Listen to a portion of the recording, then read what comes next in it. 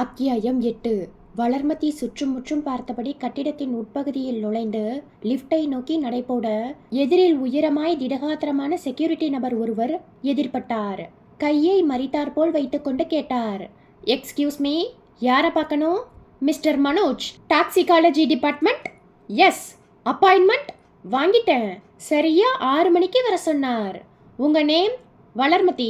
ஒரு நிமிஷம் வெயிட் பண்ணுங்க என்று சொன்னவர் தன் கையில் வைத்திருந்த வாக்கி டாக்கி மாதிரியான கருவியில் ஒரு எண்ணை அழுத்திவிட்டு மெல்லிய குரலில் பேசிவிட்டு வளர்மதியிடம் திரும்பினார். வாக்கி டாக்கியை அணைத்து கொண்டே சொன்னார், இதுக்கு முன்னாடி இங்கே வந்திருக்கீங்களா? ஒரு தடவை வந்திருக்கேன்.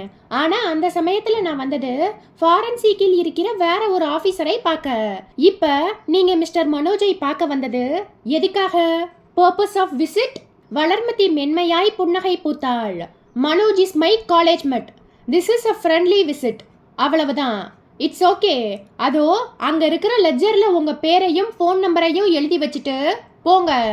3வது மாடிதான் டாக்ஸிகாலஜி டிபார்ட்மெண்ட். மிஸ்டர் மனோஜ் அங்கதான் இருப்பார். வளர்மதி அவருக்கு ஒரு தேங்க்யூவை உதிர்த்துவிட்டு சற்று தள்ளி மேஜையின் மேல் விரித்த நிலையில் வைக்கப்பட்டிருந்த அந்த கனமான லெட்ஜரில் தன்னுடைய பெயரையும் போன் நம்பரையும் குறித்து வைத்துவிட்டு லிப்டை நோக்கி போனாள். 3வது மாடியை நோக்கி உயர்ந்தவள் லிப்டின் இன்றும் வெளிப்பட்டதுமே டாக்ஸிகாலஜி என்ற பெயர் பலகையுடன் பாதி திறந்திருந்த அறை கதவு பார்வைக்கு தட்டப்பட்டது. வளர்மதி கதவை நெருங்கி அதை மெல்ல தள்ள உள்ளே ஒரு பெரிய அறை, நீளமான மேஜைகளோடு தெரிய கண்ணாடி ஷெல்ஃபுகளில் நிறமாய் சிறியதும் பெரியதுமான குப்பிகள். அறையின் மூலையில் போடப்பட்டிருந்த கண்ணாடி மேஜைக்கு பின்னால் இளநீல வண்ண யூனிஃபார்ம் மாதிரியான உடை அணிந்திருந்த அந்த அழகான இளைஞன் வளர்மதியை பார்த்ததும் அங்கிருந்தபடியே கையை உயர்த்தினான். ஐ அம் ஹியர். வா வளர்மதி. வளர்மதி சிரிப்போடு அவனை நோக்கி போனாள். ஹலோ மனோஜ், உனக்காக தான் வீட்டுக்கு போகாம வெயிட் பண்ணிட்டு இருக்கேன். சாரி மனோஜ். No problem. முதல்ல உட்காரு. வளர்மதி அவனுக்கு எதிரில் இருந்த ஒரு நாற்காலியில் உட்கார்ந்தாள். மனோஜ் கேட்டான், ஆபீஸ் முடிஞ்சு நேரா வரியா? ஆமா. ஒரு காபி சாப்பிடலாமா? அதெல்லாம் ஒன்றும் வேண்டாம். எனக்கு ஒரு 1/2 மணி நேரம் உன்கிட்ட பேசணும். முடியுமா? 1 மணி நேரமே பேசலாம். என்ன விஷயம்னு சொல்லு. வளர்மதி சில வினாடிகள் மௌனமாய் இருந்துவிட்டு மெல்லமாய் பேச்சை ஆரம்பித்தாள். மனோஜ், காலேஜ் டேஸ்ல நீயும் நானும் தான் படிப்பு உட்பட எல்லா ஆக்டிவிட்டீஸிலும் டாப்பர்ஸா இருந்தோம். காலேஜ்ல எது மாதிரியான கல்ச்சுரல் ப்ரோக்ராம் நடந்தாலும் நீயும் நானும் அதுல பங்கெடுத்துக்குவோம். காலேஜுக்கு பின்னாடி பொட்டல் காடாய் இருந்த 1 ஏக்கர் நிலத்தை பயன்படுத்தி நாம நட்ட மரக்கன்றுகள் இன்றைக்கு பெரிய பெரிய மரங்களாய் வளர்ந்து அந்த இடமே இன்னைக்கு ஒரு பசுமை பூங்காவாய் மாறி இருக்கு. அப்புறம் ஆதரவற்றோர் முதியோர் இல்லங்களுக்கு போய் அவங்களோட தேவைகளை பூர்த்தி பண்ணி இருக்கோம். அது எல்லாமே உனக்கு ஞாபகம் இருக்கும்னு நினைக்கிறேன். மனோஜ் சிரித்தான். நல்லாவே ஞாபகம் இருக்கு.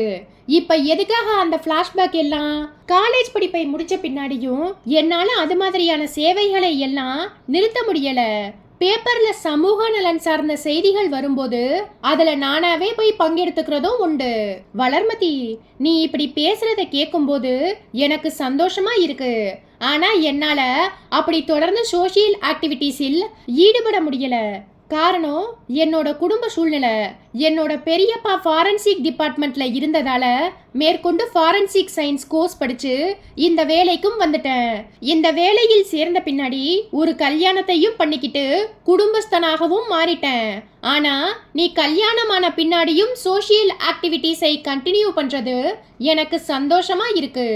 சொல்லு, என்கிட்ட இருந்து உனக்கு என்ன உதவி வேணும்? எனக்கு உன்னோட டிபார்ட்மெண்ட்டில் இருந்து ஆஃப் தி ரெக்கார்டா ஒரு தகவல் வேணும். எது சம்பந்தமா? ரிசின் என்கிற பேர்ல விஷம் ஏதாவது இருக்கா? இருக்கு.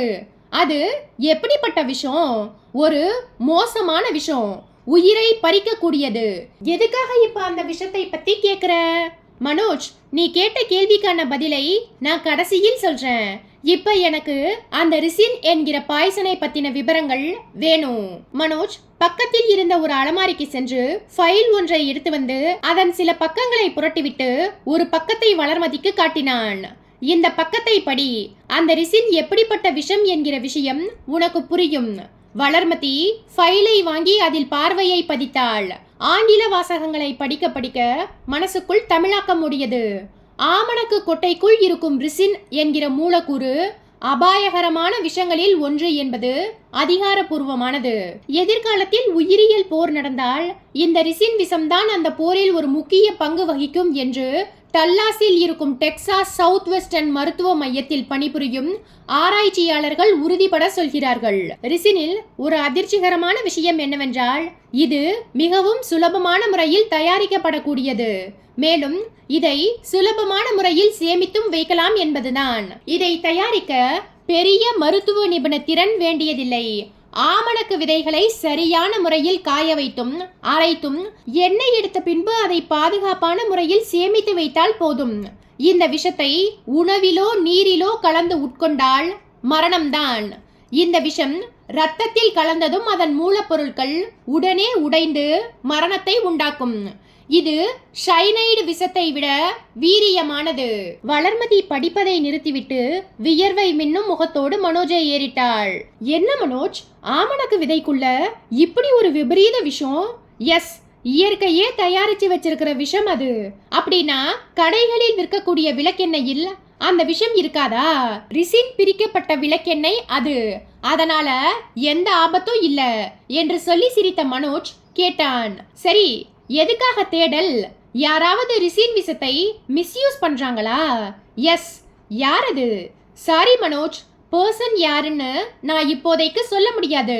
ஆனா இந்த விஷத்தால எது மாதிரியான உயிரிழப்புகள் நேரிட்டது என்கிற விஷயத்தை மட்டும் உன்கிட்ட ஷேர் பண்ணிக்கிறேன். இட்ஸ் ஓகே, சொல்லு. கடந்த 4 வருஷத்துக்கு முந்தி ஈரோட்ல ஒரு பெரிய கல்யாண மண்டபத்துல 18 ஜோடிகளுக்கு இலவசமா திருமணம் நடத்தி வச்சிருக்காங்க. கல்யாணம் நடந்த 2 வருஷத்துக்குள்ள அதுல 3 ஜோடிகள் தற்கொலை பண்ணிக்கிட்டு இறந்து போயிருக்காங்க. அப்புறம் அதே மாதிரி 2 வருஷத்துக்கு முந்தி நடந்த இலவச திருமணத்துல 2 ஜோடி போன மாசம் 10ஆம் தேதி தற்கொலை பண்ணியிருக்காங்க. மனோஜ் அதிர்ச்சியுடன் நிமிர்ந்தான். அதாவது மொத்தம் 10 பேர் செத்து போயிருக்காங்க. எஸ், இந்த மரணங்களில் உறைந்து போயிருக்கிற ஒரு உண்மை என்னன்னா, தற்கொலை பண்ணிக்கிட்ட 10 பேருமே ரிசின் விஷத்தை சாப்பிட்டு தங்களோட முடிவை தேடிக்கிட்டது தான். இதுல ஒரு பொண்ணு அரவணைப்பு ஆதரவற்றோர் இல்லத்தை சேர்ந்தவ. அவ பேரு பூங்கோதை. மனோஜ் பெருமூச்சு விட்டான். Highly pathetic. போலீஸுக்கு இந்த ரிசின் விஷயம் தெரியுமா? தெரியும். ஆனா போலீஸால செயல்பட முடியாத நிலைமை. புரியுது. பணம், அரசியல். அதேதான். சரி, இந்த விஷயத்துல நான் உனக்கு எந்த வகையில் உதவணும்னு சொல்லு. 2 பேரும் பார்ட்னர் ஆயிருவோம். பணம், அரசியல் எதுவாக இருந்தாலும் சரி, உடைப்போம். நாளைக்கு வா, பேசலாம். மனோஜ், இப்போதைக்கு கொஞ்சம் பதுங்குவோம். நான் இன்னும் கொஞ்சம் கூடுதல் விவரங்களோடு அடுத்த வாரத்துல ஒரு நாள் உன்னை வந்து சந்திக்கிறேன். அதுவும் சரிதான். அப்புறம் ஒரு முக்கியமான விஷயம் மனோஜ், நான் இப்படிப்பட்ட ஆக்டிவிட்டீஸில் ஈடுபட்டிருக்கிற விஷயம் என் ஹஸ்பண்டுக்கோ மாமனார் மாமியாருக்கோ என்னோட பேரண்ட்ஸுக்கோ தெரியாது. நீ எனக்கு ஃபோன் பண்ணிடாத. நானே உனக்கு ஃபோன் பண்றேன், பேசுறேன். பேசியவாறே வளர்மதி எழுந்து கொண்டாள். டிவியில் நியூஸ் போய்கொண்டிருந்தது. காஷ்மீர் விவகாரத்தில் இனி பேச்சுவார்த்தையே கிடையாது. இந்தியா திட்டவட்டம். வடகொரியாவுக்கு அமெரிக்கா எச்சரிக்கை. தங்கம் விலை உயர்ந்தால் கவலை இல்லை, அரிசி விலை உயர்ந்தால்தான் கவலைப்பட வேண்டும். அமைச்சர் பேச்சு. 2வது டெஸ்ட் கிரிக்கெட் போட்டியில் மேற்கிந்திய தீவுகளை வீழ்த்தி இந்தியா அபாரம். செய்தி வாசிப்பை உன்னிப்பாய் கேட்டுக்கொண்டிருந்த அபுபக்கர் தன் செல்போனின் டயல் டோனை கேட்டதும் எடுத்து அழைப்பது யார் என்று பார்த்துவிட்டு காதுக்கு ஒற்றி குரல் கொடுத்தார். சொல்லு மனோஜ். அத்தியாயம் 9. செல்லின் மறுமுனையில் இருந்த மனோஜ் அபுபக்கரிடம் கேட்டான். சார், உங்க கூட யாராவது இருக்காங்களா? இல்ல, ரூம்ல நான் மட்டும்தான். டிவியில் நியூஸ் பார்த்துட்டு இருக்கேன். என்ன விஷயம் மனோஜ்? சார், தமிழ்நாட்டில் போலீஸ் டிபார்ட்மெண்ட்னு ஒன்று இருக்கு. அது உங்களுக்கு ஞாபகம் இருக்கா இல்லையா? என்ன மனோஜ், எதுக்காக இந்த கேள்வி? பின்ன என்ன சார், எந்த விஷயம் வெளியே தெரிய வாய்ப்பில்லைன்னு நினைச்சோமோ அந்த விஷயம் வெளியே வந்து ஆக்டோபஸ் மாதிரி எல்லா பக்கமும் எட்டி பார்த்துட்டு இருக்கு. மனோஜ் சொன்னதை கேட்டு அபுபக்கர் திடுக்கிட்டார். மனோஜ், நீ என்ன சொல்ற? அந்த விஷம் சம்பந்தப்பட்ட விஷயம் வெளியே எப்படியோ வந்துடுச்சு சார். எந்த விஷம்? மனோஜ் செல்போனின் மறுமுனையில் லேசாய் எரிச்சல் பட்டான். என்ன சார், நீங்க இப்ப நிதானத்துல தான் இருக்கீங்களா இல்ல கையில ஸ்ரீவா ஸ்ரீகள் இருக்கா? அதெல்லாம் ராத்திரி 9 மணிக்கு மேல ஈஸ்வரோட ஃபார்ம் ஹவுஸ்ல தான். இப்ப நான் தெளிவா தான் இருக்கேன். விஷயம் என்னன்னு சொல்லு மனோஜ். சார், உங்க பார்ட்னர் ஈஸ்வர் கடந்த 4 வருஷங்களில் நடத்தி வச்ச இலவச திருமண ஜோடிகளில் 5 ஜோடி தற்கொலை பண்ணிக்கிட்டு இறந்து போனது இப்போ ஒரு பெரிய பிரச்சனையா மாறும் போலிருக்கு. அபுபக்கரின் உடம்பில் பதட்டம் பரவியது. எப்படி சொல்ற? இன்னைக்கு சாயந்தரம் 6 மணிக்கு அந்த வளர்மதி என்னை பார்க்க என்னோட ஃபாரன்சிக் ஆபீஸுக்கே வந்துட்டா. வந்தவ கேஷுவலா பேச்சை ஆரம்பிச்சு ரிஷின் விஷம் பத்தின விவரங்களை கேட்டா. நான் எந்த விதமான உணர்ச்சியையும் வெளிப்படுத்திக்காம அவ கேட்ட தகவல்களுக்கெல்லாம் பதில் சொன்னேன். எதுக்காக இந்த விசாரணைன்னு நீ அவகிட்ட கேட்கலையா? கேட்காம இருப்பேனா? கேட்டேன். என்ன சொன்னா? தற்கொலை பண்ணிக்கிட்டு செத்து போன 5 ஜோடிகள்ல ஒரு பொண்ணு பேரு பூங்கோத. அந்த பொண்ணு அரவணைப்பு என்கிற அனாதை காப்பகத்துல வளர்ந்தவ. அதனால இந்த விஷயத்தில் வளர்மதி அக்கறை காட்டி ஒரு விசாரணையை ஆரம்பிச்சிட்டா. 5 ஜோடிகளும் ஒரே மாதிரியான விஷத்தை, அதாவது ரிசின் சாப்பிட்டு தற்கொலை பண்ணிக்கிட்டு இறந்து போயிருக்காங்க என்கிற உண்மையையும் கண்டுபிடிச்சிட்டா. ரிசின் விஷத்தை பத்தின அதிகப்படியான விவரங்களை கலெக்ட் பண்ண நேரா என்கிட்ட வந்துட்டா. நாங்க 2 பேரும் காலேஜ் டேஸ்ல சோஷியல் ஆக்டிவிட்டீஸ்ல ஈடுபாடோடு இருந்ததுதான் காரணம். அந்த ஒரு பாயிண்டை வச்சுக்கிட்டு உன்கிட்ட வந்திருக்கா. ஆமா, அவளுக்கு உன் பேர்ல எந்த சந்தேகமும் வரலையே. அவளுக்கு என் மேல சந்தேகம் வர எந்த ஒரு முகாந்திரமும் இல்ல சார். இந்த கேஸை கண்டுபிடிக்கிற விஷயத்துல என்னையும் அவ ஒரு பார்ட்னரா சேர்த்துக்கிட்டா. இனிமே அவ அடிக்கடி என்னை பார்க்க வருவா. என்னோட பேரையோ ஈஸ்வரோட பேரையோ உன்கிட்ட சொன்னாளா? பேரை சொல்லல சார். இப்போதைக்கு அவங்க யாருன்னு சொல்ல முடியாதுன்னு சொல்லிட்டா. இந்த விஷயத்தை ஈஸ்வருக்கு ஃபோன் பண்ணி சொன்னியா? இல்ல சார், உங்ககிட்ட பேசிட்டு அப்புறமா ஈஸ்வர் சார் கிட்ட பேசலாம்னு. சரி, ஈஸ்வர் கிட்ட நான் பேசிக்கிறேன். இந்த விஷயத்துல வளர்மதியை நாம எப்படி டீல் பண்ண போறோம்? சார், தெரிஞ்சோ தெரியாமலோ வளர்மதி என்ன பார்க்க வந்ததன் மூலமா நம்ம வளையத்துக்குள்ள மாட்டிக்கிட்டா. இனிமேல் அவ என்ன செஞ்சாலும் எனக்கு தெரிஞ்சிடும். அவளோட நடவடிக்கைகளுக்கு ஏத்த மாதிரி நாம செயல்பட்டாலே போதும். நாம இந்த விஷயத்துல ஒரு நிதானமான போக்கை தான் கடைபிடிக்கணும். ஏன்னா வளர்மதி ஒரு போலீஸ் இன்ஃபார்மர். போலீஸ் டிபார்ட்மெண்ட்ல இருக்கிற ஹை அபிஷியல்ஸ் யாரோ அவளுக்கு கொடுத்திருக்கிற ஒரு அசைன்மெண்டா கூட இது இருக்கலாம். டில்லி சிபிஐயில் இருந்து ஷில்பான்னு ஒரு ஐபிஎஸ் ஆபீசர் வேற வந்து தமிழ்நாட்டுல ஏதோ ஒரு ஊர்ல ரகசியமான முறையில் தங்கி தமிழ்நாட்டு போலீஸால கண்டுபிடிக்க முடியாத 7 கேஸ்களை மறுபடியும் ஸ்க்ரூட்னைஸ் பண்ணி குற்றவாளிகளை கண்டுபிடிக்க போறதா உளவுத்துறையில் இருக்கிற நமக்கு வேண்டிய தினகர் ஒரு அதிகாரப்பூர்வமான தகவலை கொடுத்திருக்கார். அந்த 7 கேஸ்ல நம்ம கேஸும் ஒண்ணுன்னு நினைக்கும் போது அடிவயித்தை கலக்குது. சார், நமக்கு இப்படி ஒரு சிக்கல் வர என்ன காரணம் தெரியுமா? என்ன?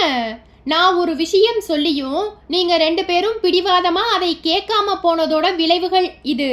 நீ என்ன சொல்லி நாங்க கேட்காம போனோம்? அந்த 5 ஜோடியையும் தீர்த்துக்கட்ட நீங்க 2 பேரும் முடிவு பண்ணி என்கிட்ட யோசனை கேட்டப்ப போலீஸுக்கு அந்த தற்கொலைகளில் சந்தேகம் வராம இருக்கணும்னா அவங்க தற்கொலை செய்து கொள்கிற முறைகள் வெவ்வேறு விதமா இருக்கணும்னு நான் சொன்னேன். ஆனா நீங்க 2 பேரும் கேட்கல. விஷத்தை குடிக்க வச்சே தற்கொலை பண்ணிக்க வைக்கலாம்னு சொன்னீங்க. நானும் நீங்க தர பணத்துக்கு ஆசைப்பட்டு வேற வழி இல்லாம தலையாட்டி வச்சேன். ரிசின் என்கிற பாய்சனை உங்களுக்கு கொடுத்தேன்.